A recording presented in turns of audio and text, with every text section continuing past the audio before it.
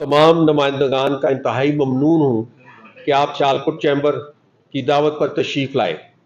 जैसा कि आप जानते हैं कि आज की ये प्रेस कॉन्फ्रेंस वफाकी हुकूमत की जानिब से पेश करदा वफाकी बजट बराए साल 2024-25 फाइनल टैक्स रजीम FTR में मुजवजा तब्दीली के खिलाफ अपना मौक़िफ़ रिकॉर्ड करवाने के लिए कॉल की गई है। डिडक्ट कर लिया जाता है। कम से कम ह्यूमन मुदाखलत की वजह से ये निज़ाम इंतहाई शफाफ और हैसल फ्री है। बजट बराए साल 2024-25 में वफाकी हुकूमत की जानिब से पेश करदा तजावीज़ में फाइनल टैक्स रजीम FTR की नॉर्मल टैक्स रजीम NTR में मुजवजा तब्दीली पाकिस्तान के बरामदी शोबे बिलखसूस वैल्यू एडिड सेक्टर के इस्तेहकाम और मुआशी तरक्की के लिए संगीन खतरा है, क्योंकि इजाफी दस्तावेज़ात और आमदनी व अखराजात से मुतल्लिका गैर ज़रूरी इन्वेस्टिगेशंस के नतीजा में फेडरल बोर्ड ऑफ रेवेन्यू के ऑफिशल्स की बराह रास्त मामलात में इंटरेक्शन से मामलात खराब होंगे। बैंकिंग और एग्रीकल्चर मुल्क का सबसे ज्यादा मुनाफा बख्श सेक्टर है, मगर इन पर कोई टैक्स आयद नहीं किया गया, जबकि हुकूमत टैक्स नेट में इजाफा करने के बजाय मौजूदा टैक्स दहान पर ही मजीद बोझ डाल रही है। मेरी वज़ीर आज़म जनाब इज़्ज़त माब मियां मोहम्मद शहबाज शरीफ, नायब वज़ीर आज़म जनाब मोहम्मद इसहाक डार, वफाकी वज़ीर खजाना जनाब मोहम्मद औरंगज़ेब के फ़रोग़ के लिए वफाकी बजट बराए साल 2024-25 में फाइनल टैक्स रजीम की नॉर्मल टैक्स रजीम में मुजवजा तब्दीली के फैसले को वापस लिया जाए।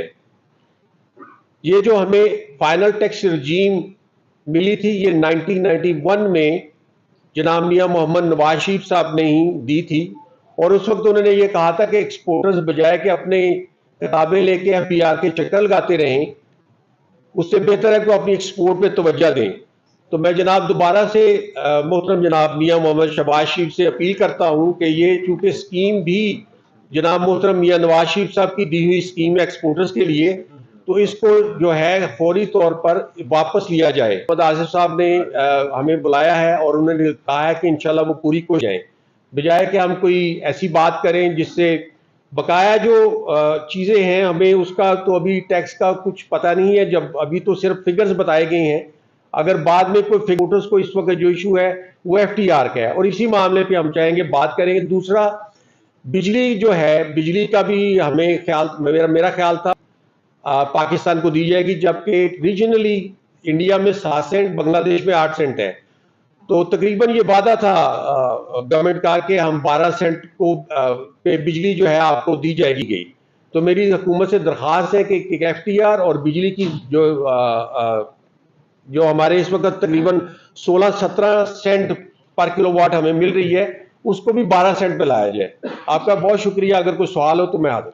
तजावीज़ है तो हम हर साल भेजते हैं, बजट तजावीज़ हमने भेजी है, लेकिन उस पर कोई होता है ना बैठ के बातचीत, वो नहीं की गई। ना ही कोई इस पर कोई मीटिंग कॉल की गई है, ना ही हमें बुलाया गया है, ना ही हमें तजावीज़ के मुतल्लिक पूछा गया है। अगर तब हमें बुलाया जाता तो हम यकीनन इस बात पे इंसिस्ट करते गवर्नमेंट को कि FTR जो है ना ये ना बदला जाए। हमने लेटर जरूर लिखे थे गवर्नमेंट को, 2 दिन पहले भी लिखे और इससे पहले भी लिखे कि ये एक ऐसी चीज़ है जो एक्सपोर्टर्स को खामखा परेशान करेगी। इसमें बैठ के इस पर बातचीत हो सकती है और इसको बड़े अच्छे तरीके से हल किया जा सकता है। तो कॉटेज इंडस्ट्री जो है हमारे बहुत छोटे उसमें एक्सपोर्टर्स हैं। जो आप नुकसान की बात कर रहे हैं, जब वो उनको हर वक्त FTR के ही चक्कर लगाने पड़ेंगे अपनी बुक्स लेकर, और ज़ाहिर है वो डिस्करेज होंगे। जब डिस्करेज होंगे तो अपनी वो एक्सपोर्ट पे तवज्जो नहीं दे सकेंगे।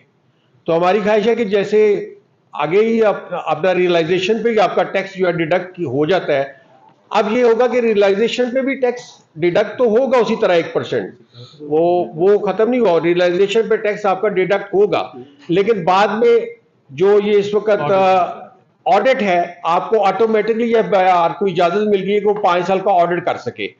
अब 5 साल का ऑडिट कर सके, बुक्स तो मौजूद है सबके पास, ये नहीं कोई ऐसी बात कि बुक्स नहीं है, लेकिन फिर भी आपको पता है कि FTR में तो आप चाहे जितना भी क्लीन चिट लेके जाएं, कुछ ना कुछ तो उनके अपने भी तरीकाकार हैं आपको टैक्स नेट में मजीद टैक्स बढ़ाने के या तंग करने के, मैं कहूँगा।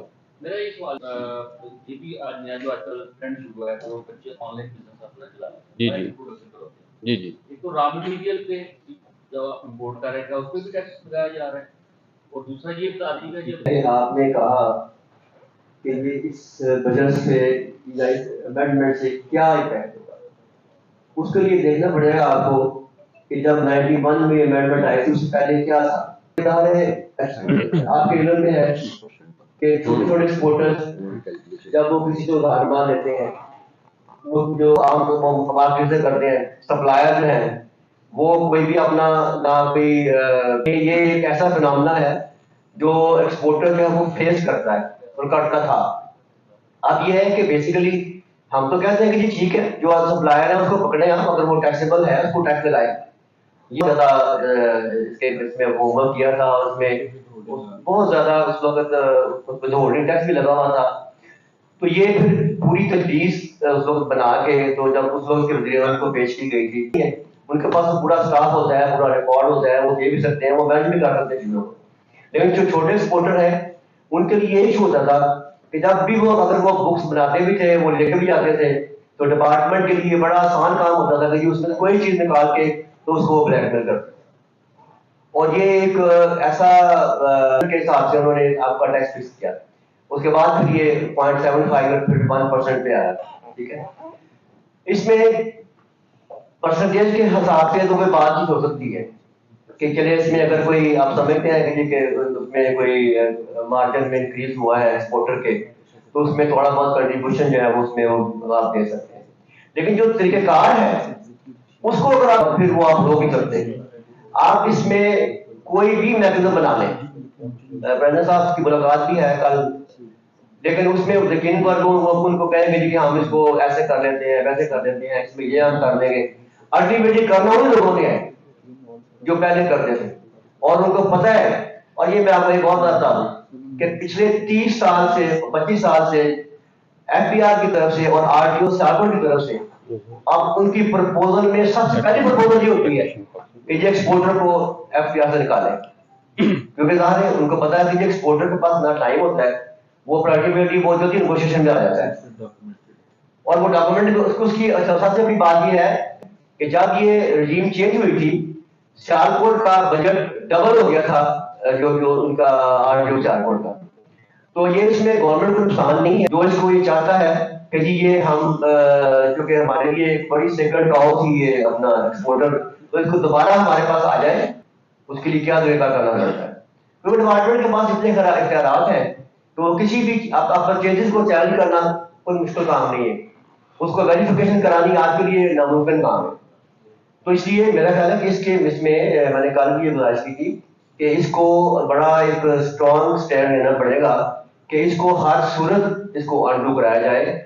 کیونکہ اس کے ساتھ ایک اور چیز بھی منسلک یہ ہولڈنگ ٹیکس کی کلاس آئی تھی، اس کے بارے میں بھی ڈپارٹمنٹ ہر سال یہ لے کے بھیجتا ہے پرپوزل کہ جو اس کلاس کو واپس لیا جائے، جو کلاس 40 ہے سیکنڈ شیڈول کی پارٹ 4 کی. یہ انڈو ہو جاتی ہیں تو ایکسپورٹر جو ہے ہمارے کسی بھی چنگل سے بچ نہیں سکتا. تو اس لیے میری جو گزارش ہوگی کہ اس کو بڑا. پھر اس کے علاوہ ایک اور چیز یہ ہے کہ اے او پی کے حوالے سے جو پارٹنرشپ کنسرن ہے اس میں ہوگا تو ان کا شیئر ایگزیمپٹ نہیں ہوگا، اور اس کے لیے انہوں نے کہا کہ وہ جی آڈیٹڈ اکاؤنٹ سبمٹ کریں گے اور یہ کریں گے وہ کریں گے جو بھی ان کا ڈاکومنٹیشن کا اسٹیپ ہے. اور اس میں پھر دیکھیں اس کا امپیکٹ کیا ہوگا. پہلی بات یہ ہے کہ جو یہ چینج کا امپیکٹ یہ ہوگا کہ اگر آپ 1% ٹیکس دیتے ہیں آپ کا جو کٹتا ہے سورس، تو وہ اگر آپ کا ایک ٹیکس رجیم پہ جائیں تو جو ورک بینک فارمولے پر وہ 4% آپ کی انکم بنتی ہے، وہ آپ کا 1 لاکھ بنتا ہے اور نمبر 10 ملین پر. اب اس کو اگر آپ ورک بینک کر کے دیکھیں، اگر اس کو آپ تھوڑا انکریز بھی کریں تو ہم 25% ٹیکس پے کر رہے ہوتے ہیں. اب اس نے یہ کیا ہے کہ جی اگر ایک کمپنی ہے اگر جس طرح کمپنی جس طرح فارورڈ سپورٹ اگر کر اس پر اس کو بڑا بھی لگتا ہے کیونکہ ان کی ایکسپورٹ جو اتنی ہے کہ جی کا 10% سبسکرائب میں آتے ہیں. آپ دیکھیں they have to pay 39% tax 39% tax. اور اس کے بعد جب انہوں نے ڈیویڈنڈ دینا ہے ڈائریکٹرز ہیں شیئر ہولڈر ہیں 50% کو دینا ہے، یعنی they will be paying 54% tax on their export. اس طرح سے جو اے او پی یا جو پارٹنرشپ کنسرن ہے اس میں 45% کا سلیب میں آپ جائیں گے, اور اگر آپ کی انکم جو ہے آپ کی جو سپر ٹیکس آپ کا لگے گا تو you will have to pay 55% tax, جو کہ میرا خیال ہے کہ ایکسپورٹ کے لیے برداشت کرنا جو ہے وہ ناقابل بیان ہوگا. تو اس لیے یہ اس رجیم کو اگر اب وہ چھیڑیں گے, اور یہ بہت سینسیٹیو میٹر ہے, اور میں حیران ہوں کہ اتنے سینسیٹیو میٹر کو فیصلہ کرتے وقت سیالکوٹ چیمبر کو جس طرح فیصلہ بنایا کہ قطعی اعتماد میں نہیں لیا گیا.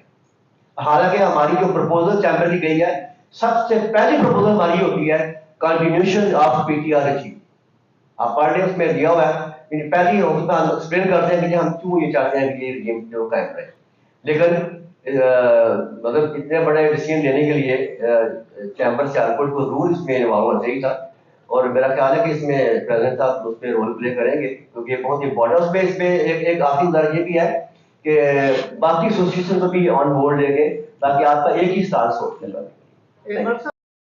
اس چیز کو بھی کل کرنے کے لیے انہوں نے اس لیے خوفناک چیز لے کے آ رہے ہیں, جیسے میرے بھائی نے بتایا کہ مطلب ہے ہم کو ایک ایسے کردار میں پھنسانے جا رہے ہیں کہ جہاں ایکسپورٹر کے لیے نا سانس لینے مشکل ہو جائے گی. اس لیے گزارش جیسے ملک صاحب نے کہا ہے, اور مجھے امید ہے کہ جو ہم کل انشاءاللہ ملنے جائیں گے, ہماری ٹیم پہ جائے گی, اس کو مطلب اینڈ اپ جو گیم کیا کریں گے 25% ارننگ وہاں سے لے رہے ہیں. اور اس کے بعد جیسے انہوں نے فرمایا جب اسپیشلی جو پرائیویٹ لمیٹڈ کمپنی ہے, ہم لوگ جو ٹیکس کارڈ کٹواتے ہیں اس کے بعد جو ڈائریکٹرز تنخواہیں لیتے ہیں اس کے اوپر ہم 29% پے کرتے ہیں. اس کے بعد جو ہم ڈیویڈنڈ دیتے ہیں اسی پیسے کے اندر سے وہ ہم 15% پلس دیتے ہیں. یہ مل ملا کے already super tax 10% super tax بھی ہماری کمپنی پہ لگتا ہے. یہ مل ملا کے میرے خیال میں 55% ٹیکس آلریڈی دے رہے ہیں, تو وہ مطلب کی چاہیے نا